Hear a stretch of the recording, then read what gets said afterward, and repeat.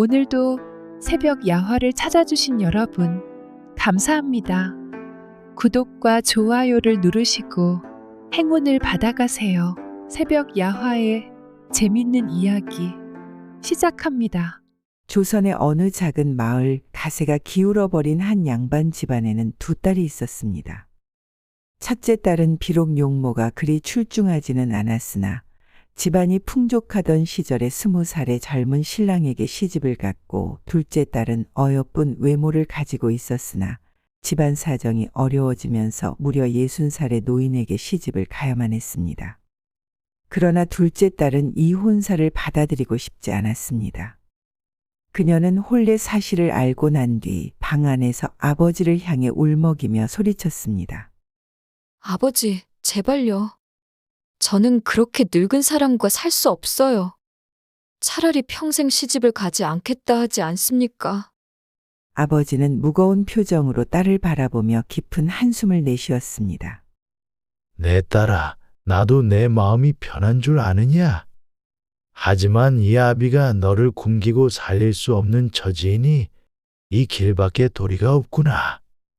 우리 집안 사정을 생각해 주거라. 둘째 딸은 눈물을 닦으며 여전히 반발했습니다. 언니는 젊고 좋은 서방을 만났는데 왜 저는 이렇게 늙은 사내에게 보내시는 겁니까? 그러자 아버지는 더욱 단호한 목소리로 말했습니다. 세상 일이 다 내 뜻대로만 돌아가지 않는다. 그저 아비를 원망하며 살아가거라. 너의 미래의 해가 되지 않도록 추진한 것이니 더 이상 아무 말 하지 말거라. 둘째 딸은 결국 흐느끼며 땅에 주저앉았고 더는 반항할 힘조차 없었습니다. 조선시대 60살이라 함은 대문 밖을 나서면 저승사자를 만날 나이라고 했거늘 늙은 사내와 혼인을 해야 했던 둘째 딸은 속으로 울었으나 아버지의 뜻을 거스를 수 없었습니다. 둘째 딸은 부잣집의 어린 신부가 아닌 생을 얼마 남겨두지 않은 사내의 아내이자 머지않아 과부가 될 것처럼 보였습니다. 그녀가 신방에 들었을 때 늙은 서방은 헛기침을 하며 무겁게 입을 열었습니다. 내 나이 이제 60이라 신부 얼굴을 오래도록 바라볼 수 있을지 모르겠소. 젊은 아내를 맞이하고도 이 몸이 늙고 쇠약하니 참으로 미안하구려. 둘째 딸은 가만히 고개를 숙인 채 아무 말도 하지 못했습니다. 그러자 남편이 다시 말을 이었습니다. 이 노쇠한 몸이 신부를 행복하게 해줄 수 있을지 모르겠구려. 그래도 당신이 편히 지낼 수 있도록 최선을 다하겠소. 둘째 딸은 현실이 믿기지 않았지만 늙은 서방의 따뜻함에 애써 미소를 지으며 대답했습니다. 서방님께서 제게 따뜻한 말씀을 해주시니 그것만으로도 소첩은 감사할 따름이옵니다. 그 말이 현실이 되는 데는 그리 오랜 시간이 걸리지 않았습니다. 결혼한 지 몇 해가 지나지 않아 늙은 서방은 병이 들어 자리에 눕더니 세상을 떠났습니다. 모두가 예상한 것처럼 그녀는 점디점은 꽃다운 나이에 과부가 되고 말았습니다. 결국 어린 나이에 과부가 된 둘째에게 남은 것은 늙은 서방이 남긴 집과 남자 머슴놈 한 명뿐이었습니다. 그녀가 시집 올 적 늙은 남편의 집에는 그녀보다도 어린 19의 머슴놈이 있었습니다. 그는 어릴 적부터 이 집에서 자라며 일을 도맡아 해온 사내로 주인의 부름에 순순히 따르며 묵묵히 일하는 성실한 사람이었습니다. 그러나 그도 시간이 지남에 따라 몸의 변화가 일어나기 시작했습니다. 몸에는 무성한 숲이 생겨나게 되었고 어깨가 넓어지며 목소리도 두꺼워졌습니다. 마을에서 심부름을 하며 스쳐 지나가는 여인들의 웃음소리를 들으면 이유를 알 수 없이 가슴이 뛰었고 눈을 마주칠 때면 몸이 두근거렸습니다. 가장 가까이 지내는 여인이라고는 새로 시집온 안방마님이었던 머슴놈은 처음엔 단순한 호기심이었으나 그의 검디 검은 눈동자는 자연스레 마님에게 머물렀습니다. 어여쁜 마님의 얼굴보다는 가녀린 몸으로 시선을 옮기기도 하였고 간혹 바람에 살짝 흔들리는 옷자락 속 마님의 새하얀 속살을 볼 때면 그의 가슴은 요동쳤습니다. 그녀의 손짓, 가끔씩 들려오는 낮은 한숨 소리마저도 머슴놈의 마음을 흔들어 놓았습니다. 그러나 가장 당황스러웠던 것은 그의 몸이 자신의 의지와 상관없이 반응하기 시작했다는 것이었습니다. 예전엔 그저 갓난아이를 먹이기 위한 것이라 생각했던 여인들의 봉긋한 가슴이 어느 순간 떡을 주무르듯 탐하고 싶은 충동을 불러일으켰고 저고리를 풀어 안방마님의 속살을 보고 싶다는 욕망이 생겨났습니다. 그러나 그는 자신의 신분을 알았고 그 감정을 내비칠 수 없다는 것도 알고 있었습니다. 어느 날 그는 일하고 돌아와 헛간에서 잠시 눈을 붙이려 했으나 마님의 새하얀 속살을 떠올리니 갑자기 가슴이 뛰기 시작했습니다. 그 감각을 떨쳐내려 했지만 이미 그의 바지는 그의 뜻과 다르게 봉긋 솟아 있었습니다. 당황한 그는 얼른 옷자락을 정리하며 몸을 돌렸고 이를 진정시키기 위해 도자기 빗듯 주무르기 시작했습니다. 아니 그런데 이게 무슨 일일까요? 손으로 주무르다 보니 잡생각이 사라지며 기분이 좋아지기 시작했습니다. 그렇게 계속 주무르다 보니 머릿속이 새하얗게 되며 잠시 멍해졌습니다. 정신을 차린 머슴놈은 깜짝 놀라 혹여 누군가가 볼세라 주변을 둘러보고는 서둘러 옷을 갈아입었습니다. 그날 이후에도 마님을 힐끔거리며 바라만 봐도 바지가 봉긋하게 솟아오른 머슴놈은 서둘러 뒤돌고는 했지만 둘째 딸은 그런 머슴놈을 대수롭지 않게 넘겼습니다. 몇 해가 흐른 어느 날 둘째 딸은 머슴놈과 함께 오랜만에 친정으로 향했습니다. 그렇게 친정에 도착하여 문을 두드리자 미리 와 있었던 첫째 딸이 활짝 열린 대문으로 반갑게 달려나왔습니다. 아이고, 내 동생. 이렇게 오랜만에 얼굴을 보네. 어서 들어와. 둘째 딸은 반가움에 웃으며 언니를 꼭 끌어안았습니다.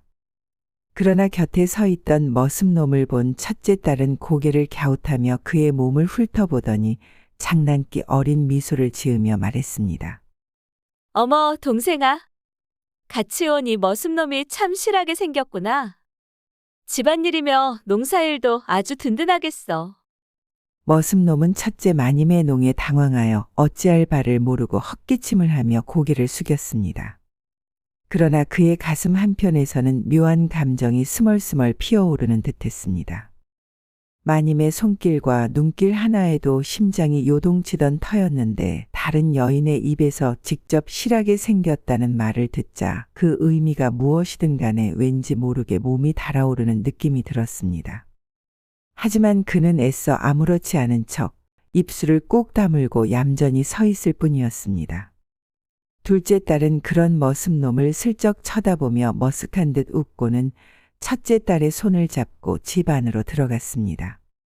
언니는 무슨 그런 말씀을 하세요? 둘째 딸은 웃으며 장난스럽게 투덜댔습니다. 머슴놈이 실하게 생겼다니요? 물론 일은 잘하고 있긴 하지만 이제 갓성인이 된 놈인데 아직 여인에 대해서 알지도 못하고 관심도 없는 아이나 다름없어요, 언니. 첫째 딸은 장난스럽게 눈썹을 치켜올리며 말했습니다. 어리다고?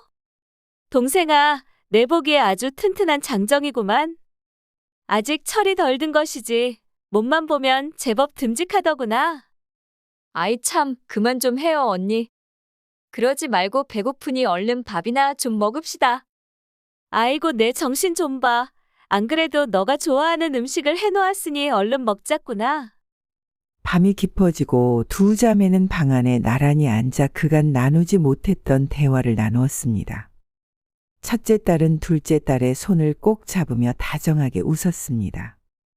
동생아, 이렇게 다시 만나니 반갑구나. 그런데 참, 마음이 아프기도 하다. 어린 나이에 과부가 되어 얼마나 힘들었겠느냐. 둘째 딸은 애써 미소를 지으며 손을 흔들었지만 그 말이 가슴에 와닿아 잠시 말을 잇지 못했습니다. 언니는 무슨 그런 말씀을 하세요? 살다 보면 다 그런 것이 아니겠어요? 다만 저는 그 시기가 빨리 왔을 뿐이죠. 그래도 때때로 외로움이 큰 건 사실이랍니다. 첫째 딸은 그런 동생을 보며 안타까워하며 말했습니다. 그래서 내가 걱정하는 것이다. 어린 나이에 과부가 되었을 뿐더러 늙은 서방에게 시집가 젊은 놈은 맛보지 못하고 이리 과부가 되었으니 이제 더 이상 처녀가 아니니 젊은 사내의 단단한 뼈 맛을 느낄 수 없지 않겠느냐. 둘째 딸은 언니의 이해할 수 없는 말을 듣자마자 깔깔 웃었습니다. 언니, 도대체 무슨 말씀이세요? 사내의 그곳의 뼈라니요? 제 죽은 남편 것은 껍데기와 고기뿐이었는데요? 첫째 딸은 입을 가리며 놀란 표정을 지었습니다. 어머머, 내가 아직도 그걸 몰랐단 말이니? 그래, 모를 수밖에 없긴 하겠구나. 이거 정말 진짜 큰일이로구나. 젊은 사내의 것은 뼈와 같이 단단하니 실한 것은 홍두깨와 다를 것이 없거늘. 아니 그보다 좋은 것을 너를 정말 어찌하면 좋단 말이냐. 둘째 딸은 웃음을 멈추고 진지한 얼굴이 되었습니다. 언니, 왜 그러세요? 정말로 언니가 경험한 것은 뼈처럼 단단한 것이 있었단 말인가요? 그녀는 순간 당황스러워하며 얼굴이 붉어졌고 첫째 딸은 계속해서 안타까운 눈빛으로 동생을 바라보았습니다. 내가 너무 일찍 과부가 되었으니 어찌 그 참맛을 알았겠느냐. 언니, 저는 이제 어찌 살아야 합니까? 젊은 나이에 과부가 되었으니 이 외로움을 어찌 견디고 살아야 한단 말입니까? 그 순간 변소를 다녀오던 머슴놈이 방으로 돌아가려다 우연히 문 밖에서 조용히 숨을 죽이고 그들의 대화를 듣고 있었습니다. 마님의 목소리가 애틋하게 떨리는 것을 들으며 마음 한구석이 묘하게 저릿해졌습니다. 둘째 딸은 얼굴이 달아오르며 머뭇거리다가 조심스럽게 입을 열었습니다. 그런데 언니, 참 이상한 일이 있었어요. 우리 집 머슴놈이 어느 날 불러도 대답을 하지 않아 찾아보았더니 곳간에서 자고 있더라고요. 그래서 그놈을 깨워야겠다 싶어서 봤는데 바지가 말이에요. 어찌나 봉긋 솟아있는지 마치 마을 장승님이 서 있는 듯했어요. 깜짝 놀라 얼른 자리를 피했는데 언니, 그것이 정말 뼈와 같은 것인가요? 어머머, 얘 봐라. 너는 두 눈으로 봐놓고도 못 믿는 것이니? 그나저나 내가 아까 너 머슴놈을 보고 실할 것 같다고 하지 않았니? 젊은 사내의 것에는 뼈가 있다니까. 둘째 딸은 얼굴이 더욱 붉어지며 당황한 듯 고개를 저었습니다. 아니, 언니, 그런 말 좀 하지 마세요. 첫째 딸은 장난스럽던 표정을 유지한 채 동생을 바라보며 입꼬리를 살짝 올렸습니다. 동생아, 그래도 머슴놈이라지만 젊은 사내놈 아니더냐? 너의 외로움을 달래기엔 아주 딱일 것 같은데. 내가 눈길을 줄 만도 하지 않느냐? 둘째 딸은 언니의 말에 화들짝 놀라며 말했습니다. 언니, 아무리 그래도 그렇지. 그게 무슨 말씀이요? 밖에 나가면 아직 꽃다운 처녀라 하나 과부의 체면이 있지 않습니까? 어찌 아무것도 모르는 순진한 머슴놈을 데리고 그런 일을 즐길 수 있겠습니까? 머슴놈도 과부를 원치도 않을 것이오. 첫째 딸은 화를 내는 동생에게 웃으며 말했습니다. 어머머, 왜 이렇게 화를 내니? 이리도 화를 내는 것을 보아하니 너도 그 머슴놈 것을 본 이후로는 머릿속에서 떠나가질 않는구나? 그래, 너의 체면이 있지. 어찌 그런 일을 할 수 있겠느냐. 나는 그저 너가 외로움을 달래야 하는 과부가 된 것이 너무나 안타까워서 그러한 것이다. 둘째 딸은 속마음을 들킨 듯 얼굴을 붉히며 언니에게 말했습니다. 휴, 언니 말이 맞아요. 때로는 그냥 제 신세가 한스럽기도 해요. 너무 어린 나이에 모든 걸 감당해야 했고 제 의지와 상관없이 흘러가는 이 삶이 참으로 야속하기도 하고요. 그렇게 첫째 딸은 동생을 위로하며 둘째 딸은 언니의 위로를 받으며 잠에 들었습니다. 밖에서 모든 이야기를 듣고 있던 머슴놈은 마님이 자신의 것이 높이 솟아오른 것을 보고 놀랐다는 것을 깨닫자 얼굴이 화끈 달아올랐습니다. 창피함에 몸을 돌리려 했지만 마님의 외롭다는 말이 귓가를 맴돌며 다시 한번 바지가 봉긋해지자 서둘러 자신의 잠자리로 돌아가 잠을 청했습니다. 그날 이후 둘째 딸은 머슴놈과 함께 친정에서의 짧은 머무름을 마치고 다시 자신의 집으로 돌아갔습니다. 친정을 떠나는 길 그녀는 자신도 모르게 한숨을 쉬었습니다. 머슴놈은 그런 마님의 모습을 흘깃 바라보았지만 아무 말도 하지 않은 채 짐을 들어주며 조용히 그녀를 따랐습니다. 집으로 돌아오자 머슴놈은 예전처럼 묵묵히 집안을 돌보기 시작했고 둘째 딸은 여느 때처럼 일상으로 돌아가려 했습니다. 그러나 마음속 깊이 언니와 나누었던 대화가 떠오르며 그저 어린 놈이라 여겼던 머슴놈이 실한 사내로 보이기 시작했습니다. 그의 단단한 어깨와 듬직한 몸 그리고 우직하게 일하는 모습이 새삼스레 눈에 들어오자 그녀는 문득 걱정이 스멀스멀 피어올랐습니다. 신분과 체면을 지켜야 함을 알면서도 자신도 모르게 그의 존재가 신경 쓰이기 시작한 것이었습니다. 그런 어느 날 둘째 딸은 머슴놈과 함께 깊은 산속으로 뽕잎을 따러 가기로 했습니다. 둘째 딸은 잠시 망설였으나 노예를 치려면 뽕잎이 필요하니 어쩔 수 없는 일이었습니다. 그러나 마음 한편에서는 젊은 사내인 머슴놈과 단둘이 산속에 들어간다는 것이 조금은 찜찜했습니다. 그녀는 떠나기 전 혹시나 하는 마음에 머슴놈에게 넌지시 물었습니다. 너는 옥문이라는 것이 무엇인지 아느냐? 머슴놈은 잠시 멍한 표정을 짓더니 이내 능청스럽게 어리숙한 표정을 짓고는 웃으며 대답했습니다. 마님, 천한 머슴놈이 어찌 그런 글을 알겠습니까요? 머슴놈은 일부러 어리숙한 표정을 지으며 손을 극적였습니다. 사실 그는 여인의 몸에 대해 제대로 알지 못했으나 옥문이라는 것은 무엇인지 알고 있었지만 그의 가슴 속에서는 전혀 다른 생각이 꿈틀대고 있었습니다. 친정에서 돌아온 이후로 머슴놈도 마님이 자신을 힐끗힐끗 바라보는 것을 느끼고 있었습니다. 예전처럼 그저 어린 놈으로만 대하는 것이 아니라 사내로서 신경 쓰고 있다는 것을 알게 되자 그의 안에서 억눌려 있던 욕망이 더욱더 커져갔습니다. 마님의 새하얀 속살을 보고 싶었고 풍만한 산봉우리 2개를 손으로 감싸 쥐고 싶은 충동이 점점 더 깊어졌습니다. 그는 그 욕망을 실현시키기 위해 꾀를 하나 생각해냈고 일부러 더 어리숙한 척하며 능청스럽게 군 것입니다. 둘째 딸은 머슴놈의 어리숙한 대답에 속으로 안도하며 가벼운 웃음을 지었습니다. 그럼 그렇지. 아직 여인의 몸도 경험해보지 못한 숫산의 놈이 알 리가 있는가? 역시 아무것도 모르는구나. 그렇게 생각하며 그녀는 머슴놈과 함께 깊은 산속으로 들어갔습니다. 그들은 뽕나무가 가득한 산길을 따라 걸으며 조심스레 잎을 땄습니다. 하지만 머슴놈이 나무 위로 올라가려던 순간 갑자기 발을 헛디뎌 땅으로 굴러떨어지고 말았습니다. 어머, 이놈아, 괜찮느냐? 둘째 딸은 깜짝 놀라 허겁지겁 달려갔습니다. 머슴놈은 땅에 쓰러진 채 신음을 흘리며 눈을 감았습니다. 그의 모습이 어찌나 고통스러워 보였는지 둘째 딸은 겁이 덜컥 나서 그의 얼굴을 쓰다듬으며 다급하게 흔들었습니다. 그러자 머슴놈은 더욱 신음을 깊게 토하며 땅을 뒹굴었습니다. 아이고, 마님 나 죽소. 숨이 넘어갈 듯하니 제발 나를 좀 살려주소. 둘째 딸은 어찌할 바를 모르고 말을 이어갔습니다. 아이고, 이놈아, 정신 좀 차려라. 어찌하면 좋단 말이냐? 가녀린 여인의 몸으로 너를 마을까지 업고 갈 수도 없지 않느냐?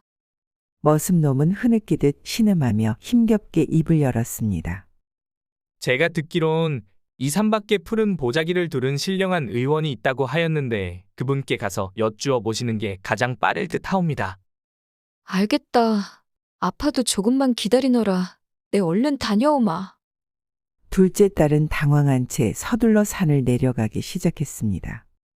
하지만 그녀가 자리를 떠나자 머슴놈은 눈을 살짝 뜨더니 그녀가 사라진 것을 보고는 입가에 옅은 미소를 띠고 지름길을 따라 먼저 내려가기 시작했습니다. 그리고 바위 아래에서 푸른 보자기를 깊이 뒤집어 쓰고 단정하게 앉아 그녀를 기다렸습니다. 머슴놈은 일부러 기침을 몇 번 해가며 더 신령한 기운을 풍기는 듯한 자세를 취했습니다. 곧이어 허겁지겁 뛰어오는 마님의 발소리가 들려왔고 그는 더욱 태연한 척 근엄하게 앉아 있었습니다. 둘째 딸은 숨을 몰아쉬며 그 앞에 엎드려 절을 올리고는 다급하게 말했습니다. 신령한 의원님, 산속에서 저희 머슴놈이 나무에서 발을 헛디뎌 떨어졌으니 크게 다쳐 목숨이 위태롭습니다. 부디 이놈을 살릴 방도를 알려주십시오. 머슴놈은 속으로 웃음을 삼키며 신비로운 듯 낮고 위험 있는 목소리로 바꾸어 대답했습니다. 그 사람은 필시 몸이 근본이 상했을 것이요. 몸에서 가장 중요한 기운이 흐르는 곳이 손상되었으니 이를 회복하지 않으면 목숨 또한 위태로울 것이요. 둘째 딸은 다급하게 물었습니다. 그렇다면 어찌하면 되겠습니까? 무슨 약이라도 지어주십시오. 푸른 보자기를 쓴 머슴놈은 한참을 뜸을 들이며 생각하는 척하더니 마침내 입을 열었습니다. 이 치료법은 다소 파격적이요. 과연 부인이 따를 수 있을지 모르겠소이다. 둘째 딸은 망설임 없이 대답했습니다. 병이 나을 수만 있다면 무엇이든 따르겠나이다. 그러자 머슴놈은 신령한 의원인 척하며 천천히 말했습니다. 그 사람을 풀숲 사이에 뉘어 부인의 옥문을 풀잎으로 가린 뒤 그 기운을 쐬게 하면 몸속의 기운이 되살아날 것이요. 그렇게 하면 이 병을 단번에 치유할 수 있소이다. 둘째 딸은 순간 당황스러웠으나 더 이상 선택지도 없었고 머슴놈을 살려야겠다는 생각에 고개를 끄덕였습니다. 그렇다면 그렇게 하겠습니다. 머슴놈은 마님이 사라지는 모습을 흘깃 바라보다가 그녀의 뒷모습이 완전히 보이지 않게 되자 곧장 몸을 일으켰습니다. 입가에는 희미한 웃음이 떠올랐고 그는 서둘러 푸른 보자기를 벗어 던졌습니다. 그리고 지름길을 따라 빠르게 움직이며 자신이 쓰러져 있던 자리로 돌아갔습니다. 그녀는 머슴놈이 누워있는 곳으로 다시 발걸음을 옮겼습니다. 산길을 따라 내려오면서도 가슴이 두근거렸습니다. 과연 이 치료법이 효과가 있을까? 그러나 신령한 의원이 가르쳐준 처방인이 따라야 한다고 스스로를 다독였습니다. 머슴놈은 그녀가 돌아오는 소리를 듣고도 눈을 감은 채 신음하는 척을 하였습니다. 그녀가 가까이 다가와 조심스럽게 몸을 숙이자 머슴놈은 가늘게 눈을 뜨고 그녀의 얼굴을 살폈습니다. 야, 이놈아, 좀 괜찮느냐? 너가 말한 신령한 의원님의 처방을 받아왔느니라. 내 목숨을 살릴 길이 있다 하니 오해하지 말고 그대로 따라야 한다. 머슴놈은 희미하게 신음하며 힘겹게 대답했습니다. 마님, 그게 사실이옵니까? 소인을 살릴 수 있단 말씀이옵니까? 그래, 내가 이대로 있다가는 목숨이 위험할 수도 있다 하였다. 그러니 나를 믿고 가만히 있거라. 머슴놈은 속으로 웃음을 삼켰으나 겉으로는 여전히 힘없는 척하며 마님의 지시를 기다렸습니다. 그녀는 떨리는 손으로 그의 옷을 풀어 헤쳤습니다. 그 순간 머슴놈의 바지가 봉긋 솟아오르는 것을 본 마님은 순간적으로 당황하여 뒷걸음질 쳤습니다. 어머머, 이게 왜 이러느냐? 그녀는 손을 입에 가져가며 얼굴을 붉혔습니다. 머슴놈은 이를 기회로 삼아 더욱 힘없이 신음하며 애절한 목소리로 말했습니다. 마님, 차라리 저는 죽겠습니다요. 그러더니 그는 더욱 처절하게 신음하며 떨리는 목소리로 덧붙였습니다. 소인이 죽으면 그만이지. 어찌 천박한 소인의 옷을 벗기어 마님의 손을 더럽히시는 것입니까? 둘째 딸은 순간 흔들리는 마음을 다잡고 단호한 목소리로 말했습니다. 내가 만약 죽는다면 내 집에 일할 사람이 없으니 나는 누구를 의지해 살겠느냐? 그녀는 스스로를 설득하듯 말하며 다시 손을 뻗었고 머슴놈은 그녀의 반응을 보며 더욱 간절한 표정을 지었습니다. 머슴놈은 그녀의 손끝이 닿을 듯 말 듯한 순간 신음을 더욱 깊게 내며 몸을 움츠렸습니다. 마님, 이렇게 미천한 소인을 위해서 이렇게까지 하셔도 되는 것입니까? 그의 목소리는 연약한 듯하면서도 어딘가 기대에 찬 느낌이 스며 있었습니다. 둘째 딸은 수치스러웠지만 자신에게 남은 가족이라고는 이 머슴놈밖에 없기 때문에 눈을 감고 말했습니다. 조용히 하거라, 이놈아. 내가 뭘 하는 것이 아니라 신령한 의원이 말해준 치료인데 하물며 기운만 쐬어주는 것인데 무슨 일이라도 날 것 같으냐? 그러고선 숨을 크게 들이쉬고는 이미 시작한 일이니 끝을 내야 한다는 생각에 더욱 신중한 손길로 머슴놈을 돌보려 했습니다. 그녀는 떨리는 숨을 내쉬며 조심스럽게 치마자락 밑으로 손을 넣고는 자신의 옥문에 뽕잎을 가져다 댔습니다. 그 순간 차가운 뽕잎이 살갗에 닿자 그녀의 몸이 순간적으로 움찔했습니다. 머슴놈은 속으로 웃음을 삼키며 마님의 모습을 온전히 즐기고 있었습니다. 가슴속 깊이 움츠러들었던 욕망이 점점 더 커지는 것을 자각하면서도 그는 더욱 아픈 척하며 신음을 토해냈습니다. 아이고 마님. 죽을 것 같습니다. 죄송하지만 빨리 좀 해주시면 안 되겠습니까? 둘째 딸은 순간 움찔하며 얼굴을 붉혔지만 곧 정색하며 꾸짖듯이 말했습니다. 지금 하고 있지 않느냐? 의원님이 알려주신 방법대로 하고 있으니 참고 기다리거라. 내가 움직이지 말고 얌전히 있어야 한다. 의원님께서 일러주신 대로 하지 않으면 약효가 들지 않을 수도 있다 하였다. 그렇게 대자로 누워있는 머슴놈이로 벌거벗은 마님이 뽕잎으로 옥문을 가린 채 머슴놈의 약물 위에 가져다 대어 얼른 기운을 쐬고 나으라고 독촉하였습니다. 머슴놈은 여태껏 여인의 몸을 직접 본 적은 없었으나 그동안 생각만 해도 슬쩍 보기만 해도 시도 때도 없이 봉긋 솟게 만들었던 마님의 몸을 상상이 아닌 실제로 보니 더욱더 요동치기 시작했습니다. 한편 둘째 딸은 이러한 상황이 믿기지 않으면서도 자신의 짧았던 혼인 생활과 병약했던 늙은 남편의 껍데기와 고기뿐이었던 기억이 떠올랐습니다.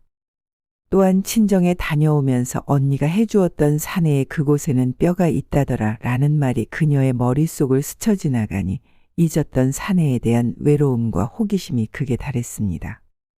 그동안 참아왔던 감정이 서서히 되살아나며 그녀의 몸을 달구었습니다. 깊은 밤 홀로 누워있을 때면 이유도 모른 채 한숨을 쉬곤 했던 시간들이 스쳐 지나갔습니다. 그러자 머슴놈의 다리에는 물이 흐르고 흐른 물은 한강수가 되어 땅 밑이 서서히 젖어가니 손바닥으로 자신의 엉덩이를 치며 말했습니다. 이 나쁜 놈의 벌레가 아픈 사람을 살리는데 엉덩이를 간지리고 괴롭히느냐. 그 바람에 중심을 잃고 주저앉으니 옥문을 가리고 있던 얇은 뽕잎이 푹 하고 찢어지면서 머슴놈의 단단한 뼈가 옥문 안으로 쑥 들어갔습니다. 어이쿠 둘째 딸이 참지 못하고 본능적으로 방아를 찢기 시작하니 머슴놈도 기분이 좋아졌습니다. 그 순간 그녀는 언니의 말이 다시 한번 떠올랐습니다. 사내의 그곳에는 뼈가 있다더라. 지금껏 그녀가 오직 맛본 것은 늙은 서방의 껍데기와 고기뿐이었지만 이 순간 그녀는 처음으로 그것이 무엇을 의미하는지 깨닫게 되었습니다. 언니가 말했던 뼈라는 것이 무엇인지 몸소 느끼자 그녀는 머리를 뒤로 젖히며 떨리는 숨을 내쉬었습니다. 그녀는 더 이상 참을 수 없었습니다. 그동안 혼자서 감내해야 했던 외로움이 터져나오듯 몸이 스스로 반응하기 시작했습니다. 그녀는 숨을 거칠게 몰아쉬며 본능에 몸을 맡겼습니다. 머슴놈 또한 여인의 온도와 감촉을 온몸으로 느끼며 가슴속 깊이 품고 있던 욕망을 현실화시키자 본능적으로 머슴놈의 손이 마님의 허리를 감싸주었고 마님은 그 손길을 피하지 않았습니다. 그 순간 둘째 딸은 헐떡이며 떨리는 목소리로 머슴놈을 향해 소리쳤습니다. 너 이놈 아프다 하지 않았느냐? 처음부터 아픈 것이 아니었느냐? 머슴놈은 순간 움찔하더니 곧 능청스럽게 시치미를 떼며 대답했습니다. 마님, 무슨 소리입니까요? 마님께서 가져오신 치료법 때문이옵니다. 신령한 의원님께서 알려주신 치료법이라 하셨으니 소인은 그저 따를 뿐이옵니다. 머슴놈은 이어서 숨을 몰아쉬더니 말을 이어갔습니다. 마님 덕분에 아픈 것이 싹 다 나은 듯합니다. 이제 그만하셔도 될 것 같습니다. 둘째 딸은 순간 당혹스러웠으나 이미 깊이 빠져버린 이 상황을 되돌릴 수 없음을 깨달았습니다. 그녀는 머슴놈을 노려보며 단호하면서도 어딘가 아쉬운 듯한 목소리로 말했습니다. 그게 무슨 소리냐? 아직 치료법이 끝나지 않았으니 끝은 맺어야 하지 않겠느냐. 머슴놈은 마님의 눈빛을 바라보며 속으로 미소를 삼켰지만 겉으로는 여전히 순진한 듯한 얼굴로 대답했습니다. 마님, 정말 그러셔도 괜찮겠습니까? 둘째 딸은 그 말을 듣자마자 더욱 숨을 몰아쉬었고 그녀의 몸은 떨리고 있었습니다. 이미 그녀의 마음속에서 남은 망설임은 점점 희미해지고 있었습니다. 그들은 마주 끌어안고 얽혀서 숨을 헐떡이며 서로를 탐했습니다. 이윽고 치료가 다 끝나자 둘째 딸은 힘이 다 풀린 듯 숨을 고르며 주섬주섬 옷을 다시 입으며 말했습니다. 나는 단지 치료를 했을 뿐이니 이상한 생각은 하지 말거라. 그러자 머슴놈은 미소를 지으며 조용히 대답했습니다. 아이고, 마님 덕분에 살았습니다요. 이 일은 평생 비밀로 간직하겠습니다요. 그날 이후 둘째 딸은 때때로 외로움을 느낄 때마다 머슴놈을 힐끗 바라보며 넌지시 물었습니다. 너는 어디 아픈 데는 없느냐? 머슴놈은 그럴 때마다 능청스럽게 고개를 숙이며 대답했습니다. 아이고, 마님. 어쩐지 몸이 무거운 것 같습니다요. 그러면 둘째 딸은 나직에 한숨을 쉬며 의미심장한 미소를 띠고 말했습니다. 너의 근본을 다시 치료해 주어야겠구나. 신령한 의원의 처방을 따라야 하지 않겠느냐? 그렇게 둘은 비밀스러운 관계를 이어가며 각자의 외로움과 호기심을 달래기 시작했습니다. 둘째 딸은 더 이상 혼자가 아니었습니다. 그리고 그들의 은밀한 관계는 계속해서 이어져 갔습니다. 그렇게 시간이 흐르고 다시 친정집에 방문한 둘째 딸은 첫째 딸과 반갑게 인사를 나누고는 밤새 웃으며 이야기를 나누었다고 합니다. 꽃다운 나이에 과부가 되어 사내를 품지 못하고 외로움을 평생 느껴야 했을 둘째 딸과 불타오르는 호기심을 참지 못한 머슴놈에게 잘못이 있을까요? 과부가 된 둘째 딸은 외로움을 풀었고 머슴놈은 호기심을 풀었으니 서로 좋은 게 좋은 것 아니었을까요? 즐거우셨다면 구독과 좋아요, 댓글 부탁드립니다. 다른 재밌는 이야기로 다시 돌아오겠습니다. 새벽 야화였습니다.